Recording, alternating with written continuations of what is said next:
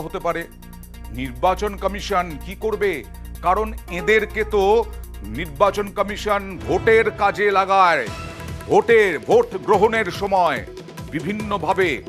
সেই ভোট কর্মীর অভাবে ভুগবে কমিশন, এই প্রশ্ন উঠছে।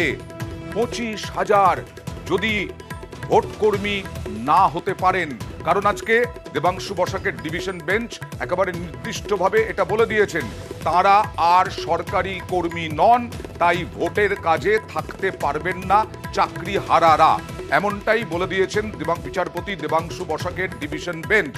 তাহলে নির্বাচন কমিশন আগামী 26শে এপ্রিল দ্বিতীয় দফার ভোট, তার আগে অবশ্যই সুপ্রিম কোর্টে যাচ্ছে এসএসসি, মধ্যশিক্ষা পর্ষদ, কিন্তু দ্রুত যদি স্থগিতাদেশ বা এই ধরনের কিছু না থাকে সুপ্রিম কোর্টের, তাহলে ভোটে সমস্যা হবে নির্বাচন কমিশনের, এই নিয়েই এখন প্রশ্ন। আর গোপা বিশ্বাস নির্দেশ কি দিয়েছেন বিচারপতি দেবাংশু বসাকের ডিভিশন বেঞ্চ, তাই নিয়ে আইনজীবী গোপা বিশ্বাস কি বললেন দেখুন।